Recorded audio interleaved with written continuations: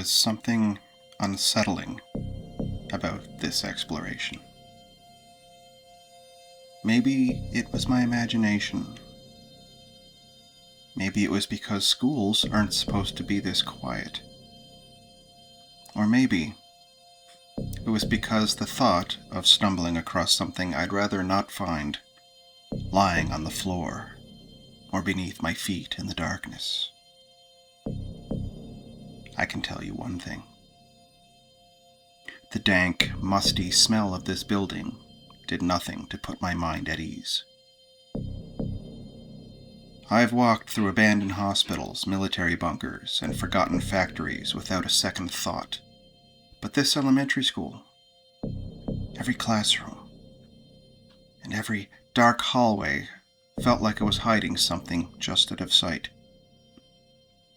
As it turned out, it was. This is Bridgeport Elementary School.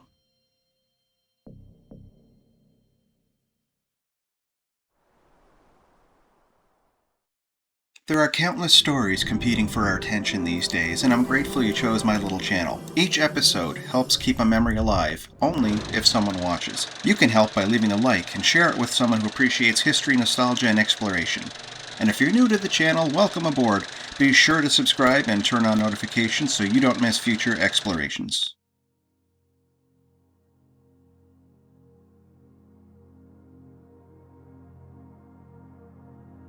Before we venture any deep inside, let's take a moment to understand the story of the building itself. Tucked away in the heart of Bridgeport stood a school that once echoed with laughter, morning announcements, and the footsteps of students rushing to class. Like many neighborhood schools across the island, changing populations eventually silenced those sounds. Built in 1952, with an addition in 1975, today the building stands as a reminder of a time when every mining community had a school at its center. A place where education, friendship, and community came together under one roof.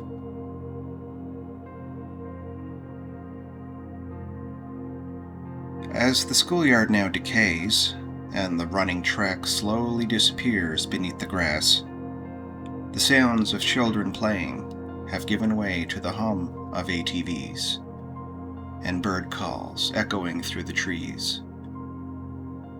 It wasn't all that long ago that local parents were preparing for a very different future.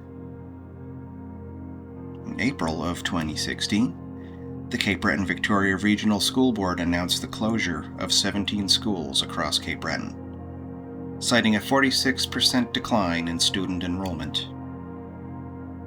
With just 100 students remaining, the Bridgeport community launched a passionate, but ultimately unsuccessful, campaign to save their school. Petitions were circulated, horns were honking in Bridgeport, and residents fought to keep its doors open. But the writing was on the wall. The decision ultimately came down to dollars and cents. There simply weren't enough students to justify operating a $1.7 million facility, and no amount of public support or political promises were enough to change the outcome. When the final bell rang, the classrooms fell silent, marking the end of an era for Bridgeport community.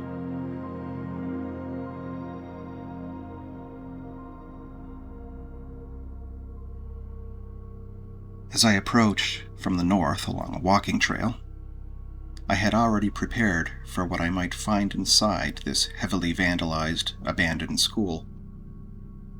I carried a mask, flashlight, protective clothing, leather work gloves, and, of course, my camera gear. At the time, I knew of only one way inside, a broken window on the west side of the building. I would later discover there were actually 3 entry points. Shards of broken glass still clung to the frame, making the gloves more than just a precaution. I had planned to spend some time exploring the building, so keeping a low profile was crucial. A neighbor was mowing his lawn nearby, so I waited behind a bush until he was facing away from the window. Then I made my move, climbed inside, and quietly set up my gear. I found myself standing in an empty room, a classroom, connected by a single doorway to another. I didn't like sneaking in, but it was the only way I could be alone in here for a while.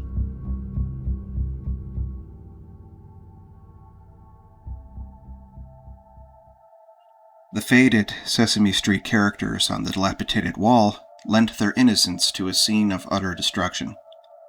Against all reason, I felt safe in this room.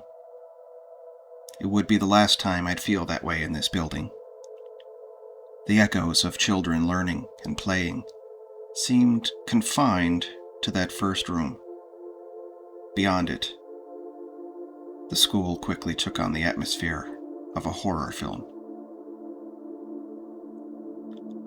As I ventured deeper into the school, every turn seemed to reveal another surprise.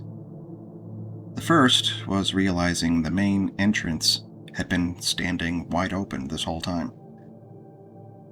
I couldn't help wishing I'd known that sooner. The light fixtures hung unusually low, swaying directly in my path, making each step feel more confined. As I searched for a way forward, something else caught my attention. The ground beneath my boots didn't just feel soft. It felt foul. Several odd sounds from upstairs, combined with the open front door, convinced me I wasn't alone. Hopefully, whoever else was in here would leave me alone long enough to get the shots I needed. Moving toward the heavy double doors, probably familiar to every student simply as the hallway, I decided it was time for the flashlight.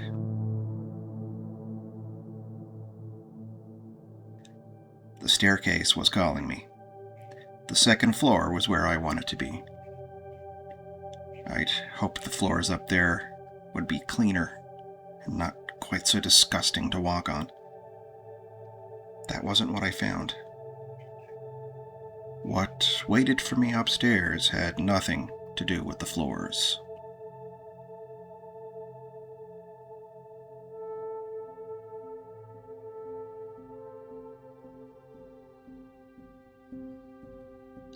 Finally, the second floor. Now I'd get to explore without that squishing sound as I walked. Trying to get a bearing on which way to go, a sudden noise to my left revealed some frightened pigeons. "Sorry guys, just passing through." Well, that would explain the noises I heard, but not the door being open. With the feeling of being watched seemingly explained away, I headed toward the west side of the building. I took a few steps, and when I stopped, I heard it for the first time. A tick-tick-tick sound above me. Gross. Are there rats in the ceiling? I kept moving. The sound followed me. That's not rat behavior. Whatever was up there seemed interested in me. Reaching a dead end, I had to double back, so I moved quickly past whatever was following me above.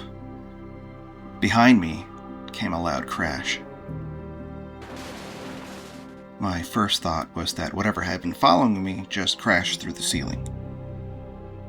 I shivered at the thought of it landing on my head, followed by some panicked rodent scrambling down my back.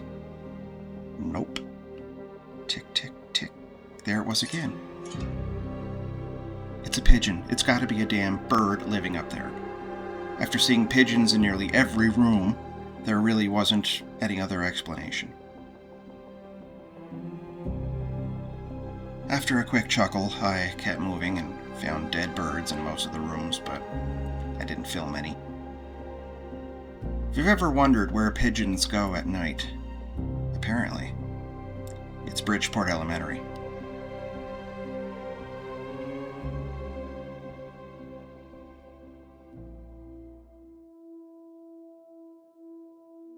Descending the stairs at the north end of the building, I stumbled upon an old piano. Its location told a story all by itself. If you've ever helped move a piano, you'll understand why it never made it all the way down the stairs, or up.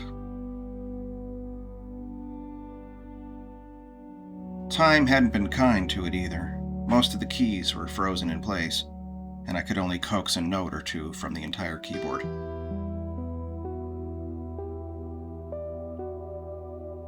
Beyond the piano were the double doors leading to the running track and the outdoor play area.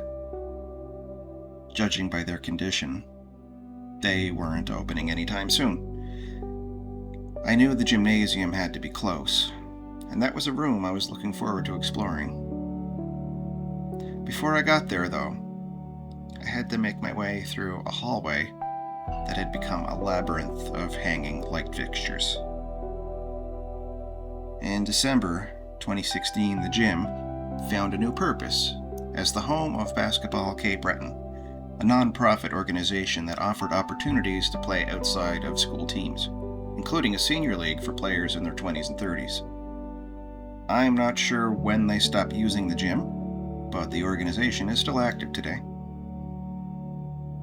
The gym itself was much darker than I expected. Surprisingly, the floor was in remarkably good condition for it being on the bottom level, but there wasn't enough light to appreciate it. I needed something more powerful than my flashlight. I called out a quick "hello," and the echo told me everything I needed to know. The room was empty, no scurrying, no tick, tick, tick, nothing. The office area caught my attention. Someone had left behind a roll of copper wire, and I couldn't help wondering why. Given the condition of the building, what exactly were they planning to fix, and why leave it behind?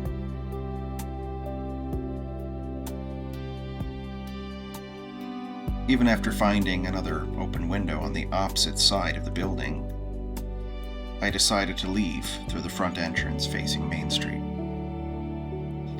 On the way back, I paused at one of the side entrances. Vandals had absolutely destroyed this area. Somehow, though, the trophy cases had been left untouched. If you ever find yourself exploring an abandoned building, please leave nothing but footprints. It makes the experience safer for the next person, who shouldn't have to dodge broken glass or hanging light fixtures. More importantly, every act of vandalism erases another piece of history. Places like this deserve a better fate.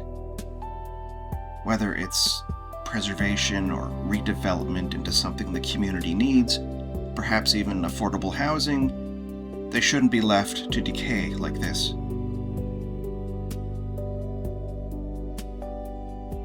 One last look before heading out. A damaged brick wall had exposed what appeared to be an old boiler room. Looks like old Freddy wasn't home.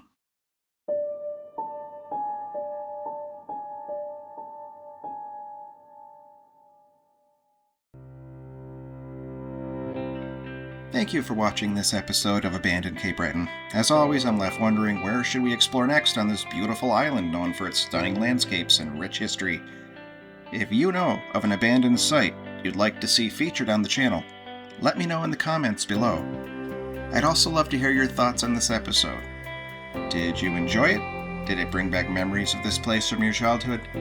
Did I miss something important or get it completely wrong? Whatever your perspective, I'd love to hear it.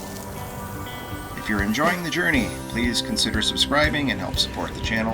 And join me next time as we embark on a journey to uncover the mysteries hidden within Abandoned Cape Breton.